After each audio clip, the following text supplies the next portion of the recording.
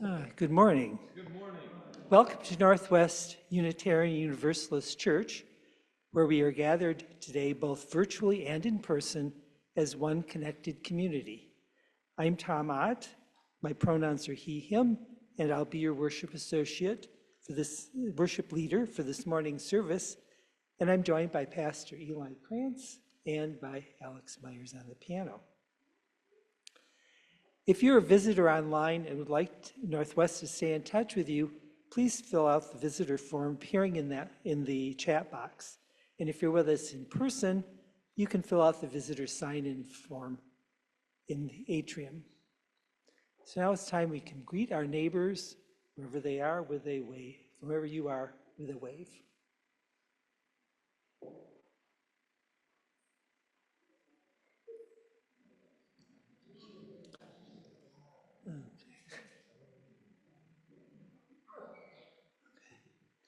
As usual, we have a few announcements to share with you.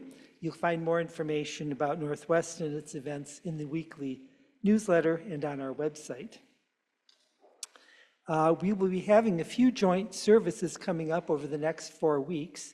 First off, next week's joint service is being moved to right here at Northwest UU. Then the next week on the 22nd, we're invited to the UU Church in Farmington for their water solstice service in the morning. That evening, Northwest will host our own candlelight service right here at 7 p.m. And then on the 29th of January, we will be 29th of December, we will be entirely on Zoom. Sunday morning services will return to Northwest on January 5th, which is also a joint service here. And then there was given one unfortunate announcement just before the service. The coffee maker is broken. We have tea. We will have tea.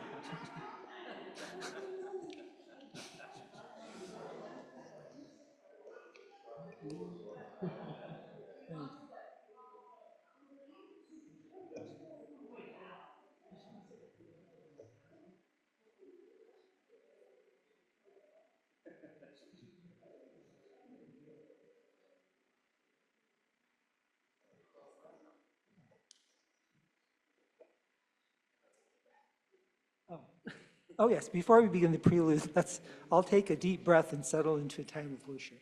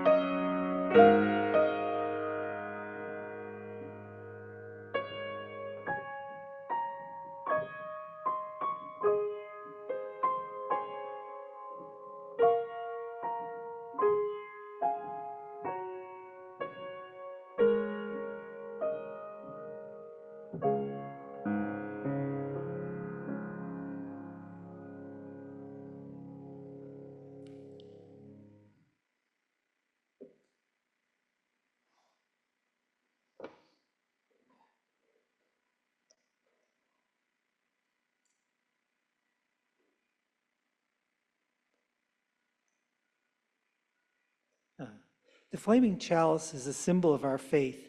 We light it knowing this morning that many other Unitarian Universalist congregations across this land and around the world are doing the same. We light our chalice with words from Northwest UU's mission statement. So please repeat after me. We light this flame to grow in spirit, knowledge, and action. We light this flame to grow in spirit, knowledge, and action. Accept and challenge one another. Accept and challenge one another. To support each other in times of joy and need. And to support each other in times of joy and need.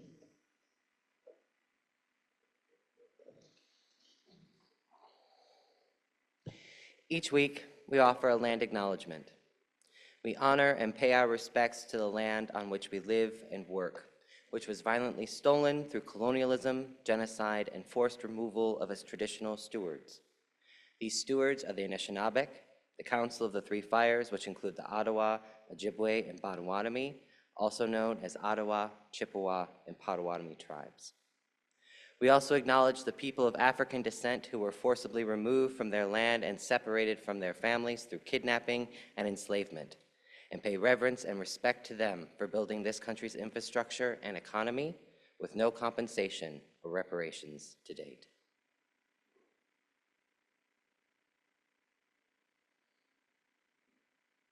Together, let's open our service with our opening hymn. You're invited to rise in body or spirit and join me in singing hymn 118 in the gray hymnal, This Little Light of Mine.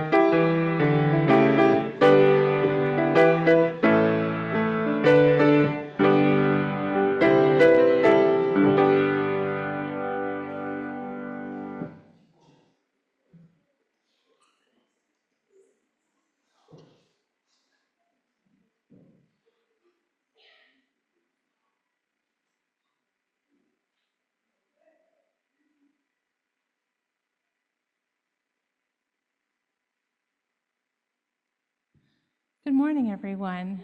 It's good to see you. I'd like to start by giving you a little update on all of the service projects that we've been doing as the religious education program. And then I'm going to lead you in a short meditation since our theme this month is presence. And I got inspired by a Thich Nhat Hanh meditation, and I'd love to share it with you. So if the children want to come up front, they can. And Brooklyn has a little announcement she wants to make real quick. Go ahead, Brooklyn.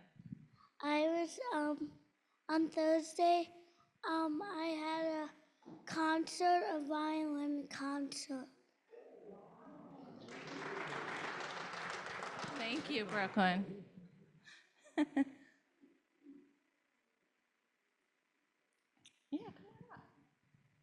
sit right here? Right there? Right there? All right. So, for Halloween this year, and you can show the slide if you want, we went to Freedom House of Detroit, which is a center for refugees from around the world. And we decorated their facility. And we provided bags of candy and Halloween bags for the children so they could go around and do trick-or-treating. So I just wanted to let you know about that. And then our second service project was the Thanksgiving baskets. And for the Thanksgiving baskets, we, and you can show that slide too, gathered all the children from UUCF, Northwest, and Detroit, and we filled 15 baskets of stuff for 10 families, which totaled 93 baskets for the whole Southfield, for all of Southfield Family Services, for all of the different churches that were involved. And then finally, we're working on an Adopt-A-Size project. And I just wanted to give you, as you leave, a little flyer about that in case you're able to donate boots for the children and adults at Freedom House as well. There's a QR code on there, so you can just easily you can make a donation or you could get the boots. So now we're going to do breathing meditation. So sit comfortably and upright and put your hands in your lap and close your eyes.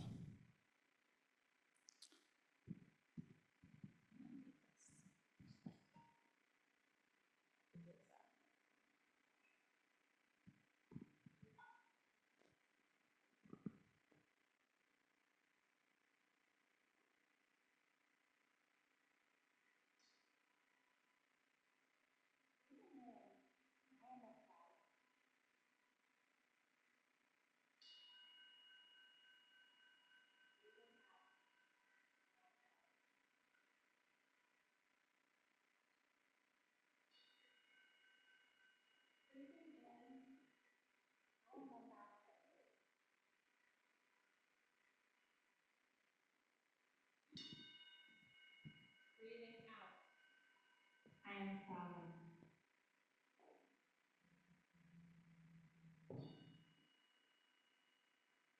Breathing in, I am a river.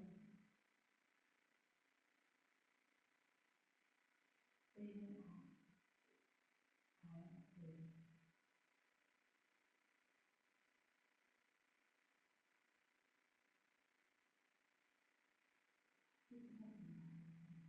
We do that this year, every single day in this room, and the kids love it. So, this is very tradition. All right, I'm going to try to play. Everybody want to play the play? Come on. Oh, so close to you guys. You want to try? We'll do it at the end of the service. You want to see how it's done when they can. You want to do it? Okay. Okay, why don't you guys come on up?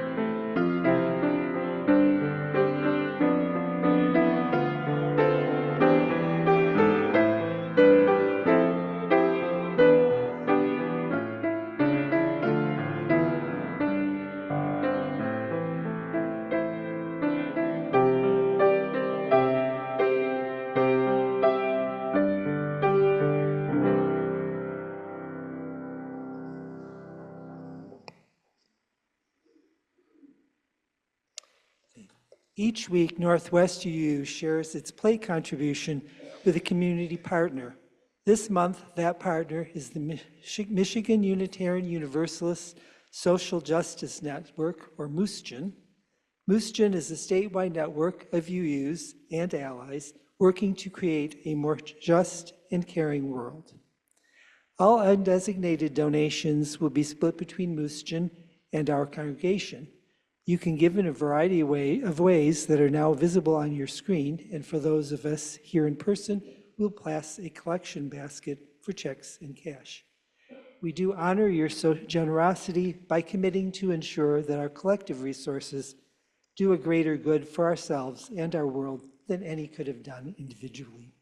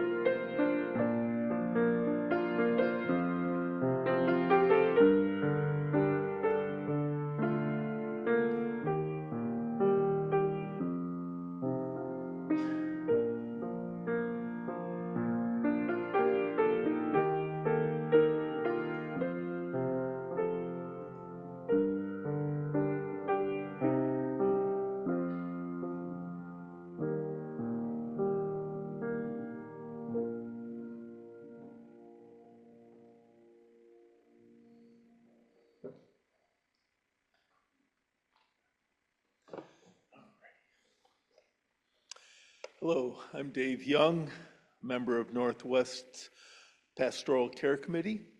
I want to remind you that anyone needing the support of our community can reach out to our Minister of Pastoral Care, Reverend Teresa Rolick, in the weekly drop-in Zoom room or in one-on-one appointments by emailing pastoralcare@northwestuu.org. The collective cares of our community are recorded in our Book of Joys and Sorrows, which will remain on the red cabinet near the name tags. If you would like to submit a joy or sorrow virtually, please email pastoralcare@nwuu.org. When I announce your name, please raise your hand. Got one from Mary Mueller. We'll light a candle for her niece and her partner. Her partner was diagnosed with a brain tumor, and it's her third cancer, and she's only 40 years old. Her prognosis is poor.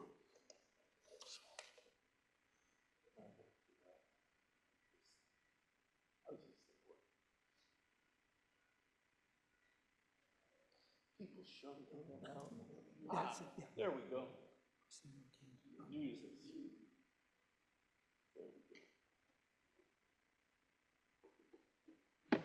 One short word. We have another one.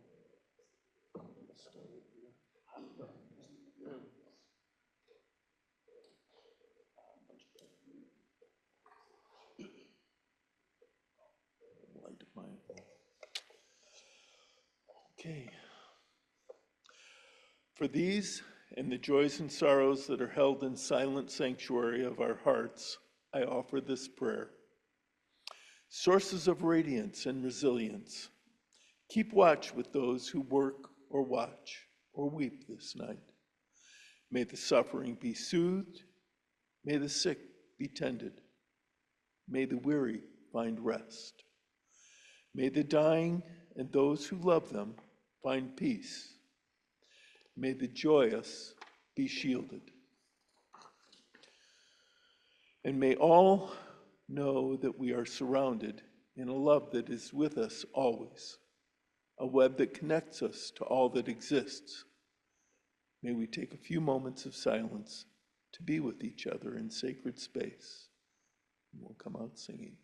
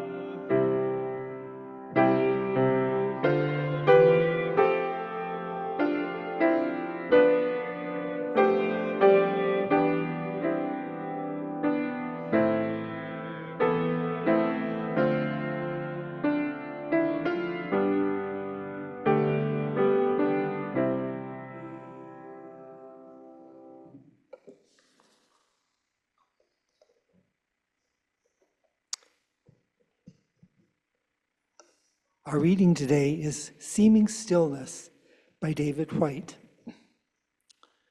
We love the moment in a seeming stillness. We love the movement in a seeming stillness, the breath in the body of the loved one sleeping, the highest leaves in the silent wood, a great migration in the sky above, the waters of the earth, the blood in the body, the first soft stir in the silence beneath a strident voice, the internal hands of our mind, always searching for touch, thoughts seeking other touch, thoughts seeking other thoughts, seeking other minds, the great arrival of form through all our hidden themes.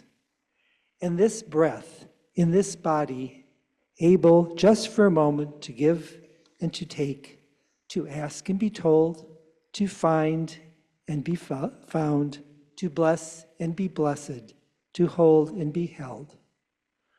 We are all a sunlit moment come from a long darkness. What moves us always comes from what is hidden. What seems to be said so suddenly has lived in the body for a long, long time. Our life like a breath, then, a give and a take, a bridge, a central movement between singing a separate self and learning to be selfless. Breathe then, as if breathing for the first time, as if remembering with what difficulty you came into the world, what strength it took to make that first impossible in-breath into a cry to be heard by the world. Your essence has always been that first vulnerability of being found, of being heard, and of being seen. And from the very beginning, the one who has always needed and been given so much invisible help. This is how you were when you first came into the world. This is how you are now, all unawares, in your new body and your new life. This is the raw vulnerability of your everyday, and this is how we will want to be and be remembered when you leave the world.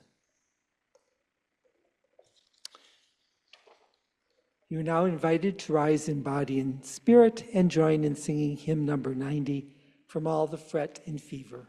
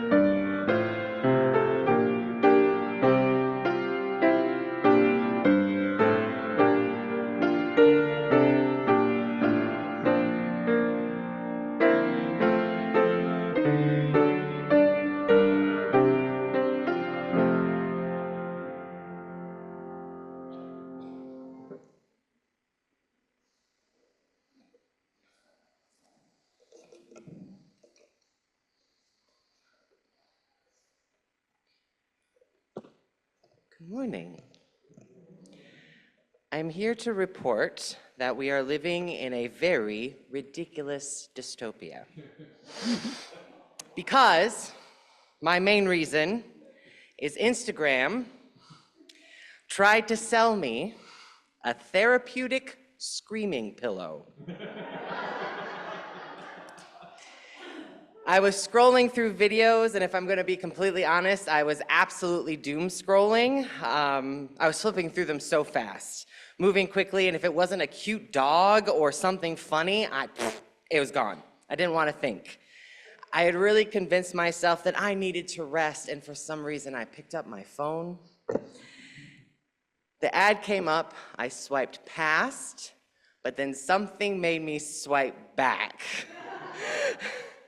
And it was this conventionally attractive young blonde woman smiling sweetly in the camera in an effort to make the video seem casual and impromptu, like she wasn't getting paid to sell this product. And she was talking about the benefits of screaming, releasing, something like that. And I was like, okay. And then picked up the special pillow that for $40, you too could have your very own special screaming pillow so you could feel better. I put my phone down. I may have even walked out into the yard to just stand there for a minute. After that, I didn't want to see anything else that the internet had in store for me that day. And it wasn't a joke. Before I got just completely done, I of course had to make sure that this was not a joke, that this wasn't satire, and I looked into it, and really, unfortunately, it was real.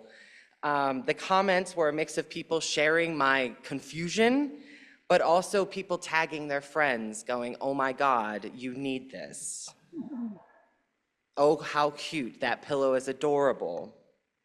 And I was deeply annoyed that the ad had grabbed me so much that I did click on things, and I was tempted to share it with my friends. Not that I would ever buy it. I have pillows. But it did get a reaction out of me. I did click the things, and that's really all they wanted. They were riding this wave of self-care that has become an industry in our country. It's been really stripped and farmed of most of its substance, and it's really been diluted to become palatable so it can be marketed, which in turn has made it pretty worthless as a concept. And it's even more, the tragedy is because of where the term came from. It appears in an epilogue of Audre Lorde's essay, A Burst of Light, Living with Cancer. It's in the epilogue of it. She says, "Caring for myself is not self-indulgence, it's self-preservation. And that is an act of political warfare." And so somehow we got from that to face masks, binging Parks and Rec, and ordering DoorDash as self-care. These things are not bad, but they definitely aren't radical. $40 scream pillows are not radical. They are self-indulgence. And again, I'm not saying that's bad. I'm also not saying that it's self-care, not as the term was intended. This term has been co-opted and neutralized from a radical idea of a Black, lesbian, feminist, socialist, who at the time of coining it was fighting liver cancer. Someone whose very existence upset the status quo, who the world tried to silence with racism, homophobia, and misogyny, and who at the writing of this epilogue, cancer was trying to silence through growing and metastasizing in her body. And I've been rethinking about what rest and care mean this year. There was a moment in August that I had. My sister and I were enjoying New Orleans as much as you can enjoy New Orleans in August. She was at a conference for her job, and she invited me along, and of course I couldn't say no. It was all free, so I went. And the Sunday of the long weekend that we were there, we found ourselves in the French Quarter. We had just had our cafes and beignets at Café du Monde, and Amanda had to go and do her conference things that day, and I was left to wander the French Quarter by myself. In a city full of people in 95+ degree weather with a humidity that could choke you, I knew I just wanted to find some place nice and quiet to sit. I was very tired. I was weary from the trip, but also just everything else going on. And I decided the night before, I had looked up some things to do in the French Quarter, I decided the night before that I was going to go visit the St. Louis Cathedral that's right in the heart of the quarter. It's an old Catholic church. I thought I'd just slip in and look around before Mass, breathe in and pander to that Catholic child in me. But I'm also very bad at managing my time. And when I got there, it was time for Mass. I thought about turning away, but I walked back from the shadow of the entrance, just the cool stone entrance, back into the sunlight and heat of the day, and I went, guess I'm staying for Mass. And I thought that they would kick me out right away. I was in street clothes, but they handed me a program and showed me to my seat. So I slipped into a pew and just began to take in the stained glass, the smell of old wood and paper, beautiful murals and statues. I settled in and just breathed for a moment. Everything was still before service started, and I was able to just be for a moment. Mass began, songs were sung, and prayers called and responded to.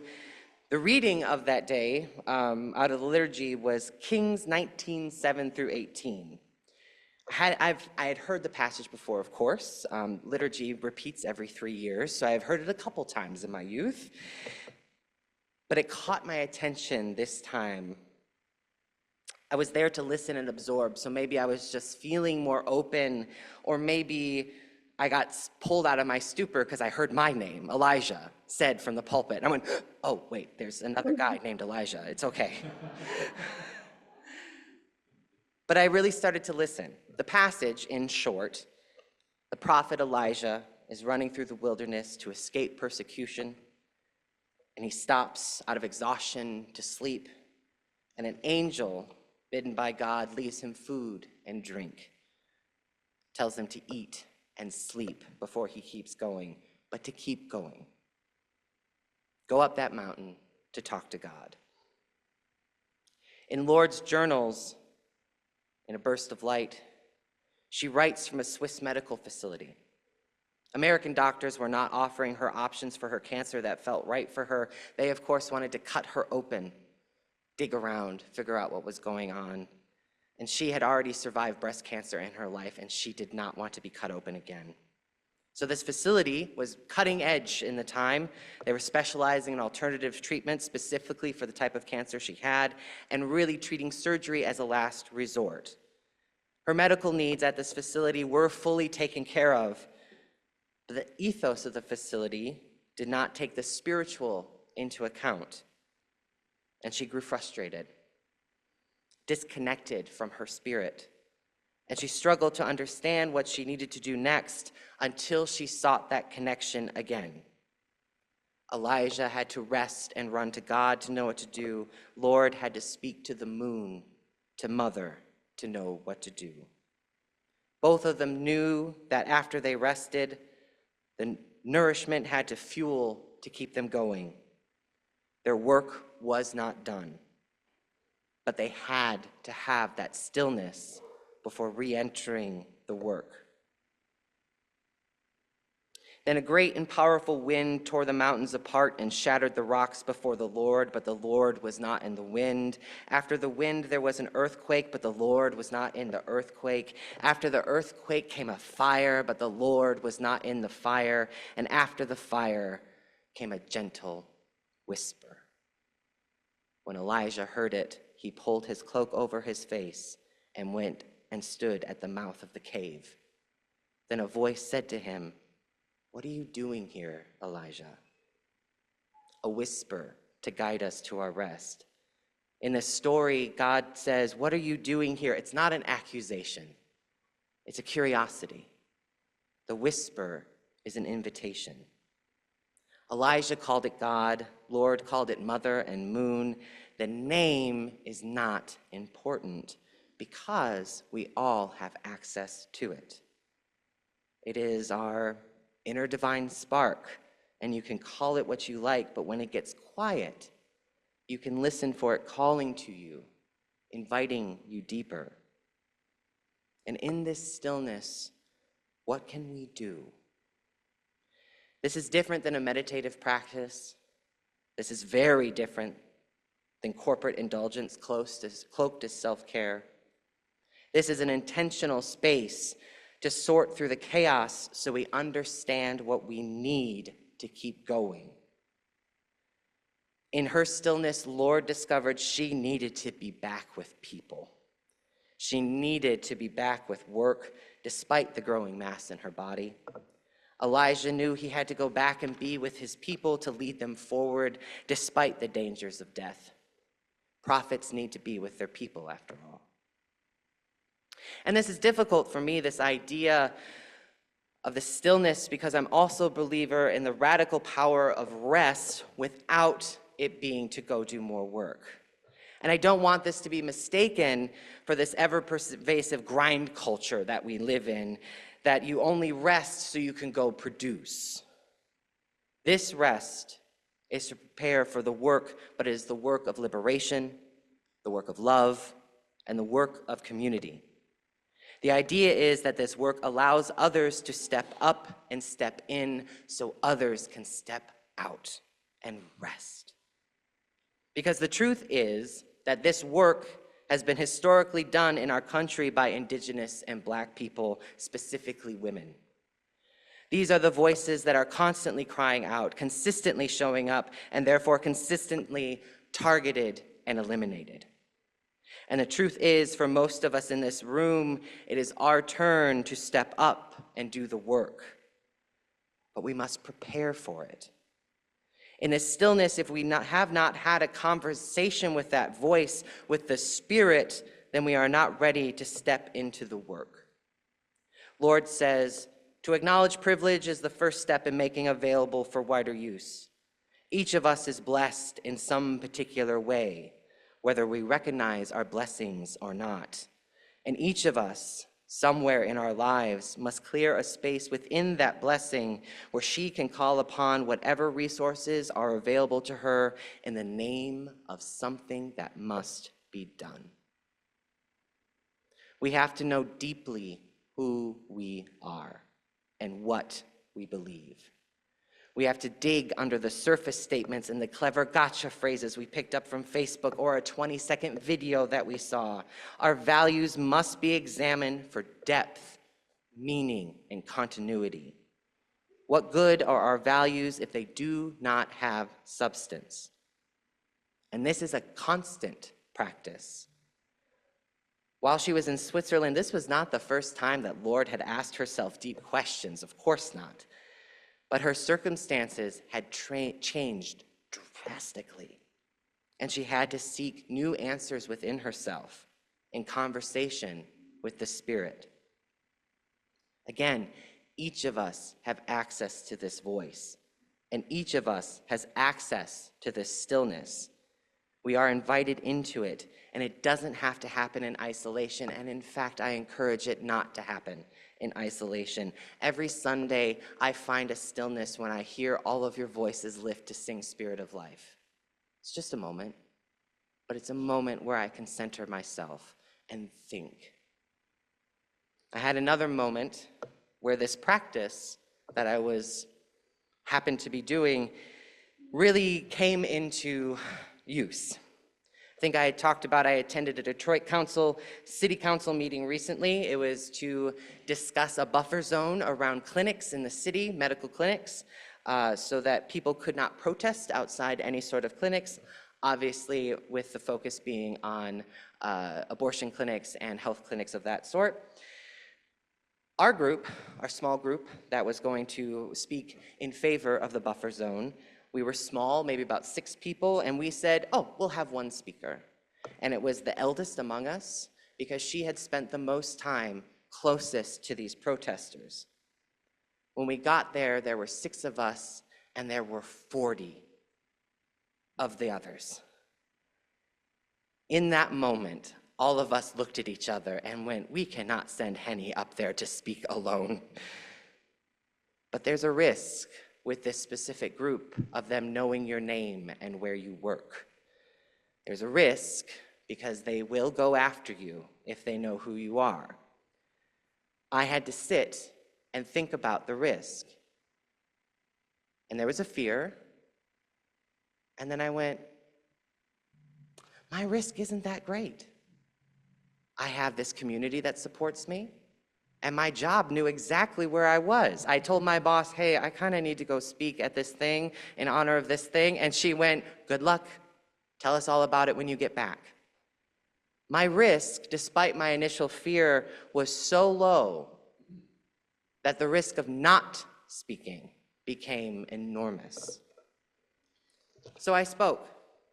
I gave my name. I told them where I worked. I told them what I did. And I told them that I was in ministry. I may have left out that I was the intern, but they don't need to know that. And it was powerful because I knew that they were going to use God in that room in a way that was pretty gross. So to speak up from that place was necessary. But if I had let myself live in that fear, if I hadn't stopped, if I hadn't found that stillness, I may have kept silent. And I would have regretted that my entire life. The whisper of the Spirit was inviting me to live into my values. To allow our elder to speak alone was not my value. To stay silent in the face of such loud opposition that were willing to say anything to sway the council was not in my values. Listening to my fear and overall my comfort in this moment was detrimental to my spirit. I had to take that moment to dig in and to listen. To say, Elijah, what are you doing here? We are coming in to a second Trump term. I know and you know that the noise is just going to increase. It is to the benefit of the oppression that will have us pulled in every direction to fill our screens and our newscasts and our podcasts with as much garbage as they can to keep us distracted. It is in their benefit to keep us unmoored from our spirits and our values. When we start to feel pulled in 1,000 directions, let that be our signal, our bell to stop and be still. To let the earthquake quake and the fire burn and listen for the whisper. To reconnect with our spirits and start that conversation, to start asking ourselves questions. What am I afraid of? What are the risks of moving forward? What are the risks of staying still? Who do I have around me that will help me? What is the work that needs to be done? What are my values? How can I live them? Elijah, what are you doing here? And this is not meant to be comfortable or comforting. In fact, I encourage you to not seek comfortability, to dig past that. Start to dig around in what you believe in a way that is going to expand upon what you believe.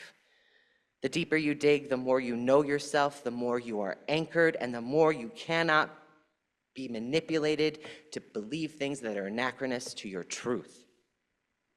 Lord knew she didn't want to be cut open again, that she didn't want a biopsy, that she needed more information and knowledge, and in the face of belligerent American doctors, she anchored herself in that so she couldn't be bullied by them. Elijah leaned into his faith to understand that he had to do the work he had to do despite prosecution and danger. So he could not be swayed and told to comply with authority other than his God. None of us are immune to propaganda. Not one of us. We will absorb it. We will see a meme that makes such a scathing point that we'll adopt it into our vocabulary, but this is surface level stuff. This has no substance. Let the Spirit invite you deeper, because it's only going to get more noisy. The last decade, our country has been moving in a steady march into an age of our empire where action is necessary. This is not a time to rest on our laurels. It is a time to step into the work. It is on us to return to our communities that fill our spirit with energy and reject the corporatized, diluted, and corrupted idea of self-care. It is on us to seek truth beyond what is comfortable and safe so that all our relatives and relations in a global sense can be safe. This is a privilege to be able to take time for silence in many ways. So it is on us to engage with it in a way that makes way for liberation and also makes way for those who have been engaging with it to rest. Lord tells us, living with cancer has forced me to consciously jettison the myth of omnipotence, of believing, or loosely asserting, that I can do anything along with any dangerous illusion of immortality. Neither of these unscrutinized defenses is a solid base for either political activism or personal struggle.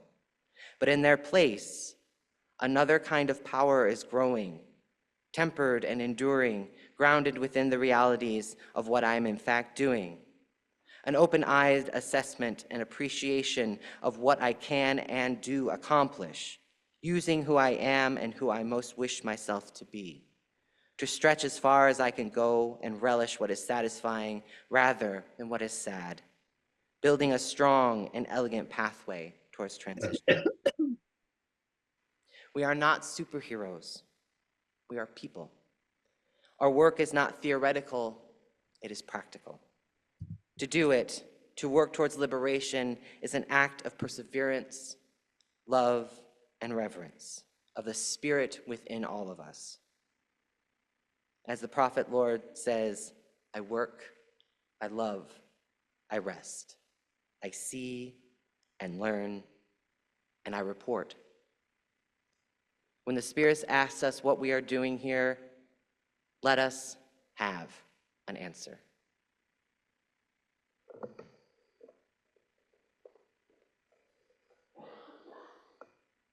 Please rise in body and spirit and join me in singing hymn 352, Find a Stillness.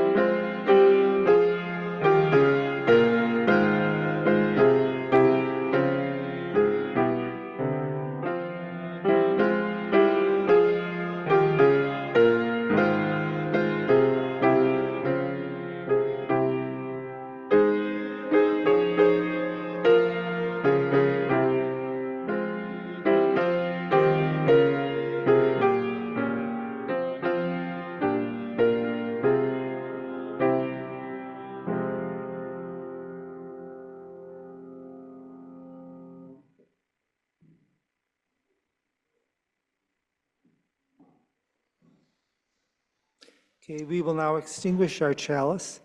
Please repeat after me. We extinguish this flame, but not the light of hope. We extinguish this flame, but not the light of hope, The warmth of community, the warmth of community, or the fire of commitment. or the fire of commitment. These we carry in our hearts until we are together again. These we carry in our hearts until we are together again.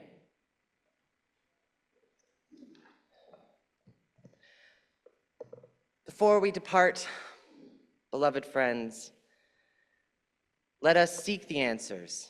Let us close our eyes, knowing that the angels of our communities will leave us bread and drink, and that there will be a stillness after the earthquake.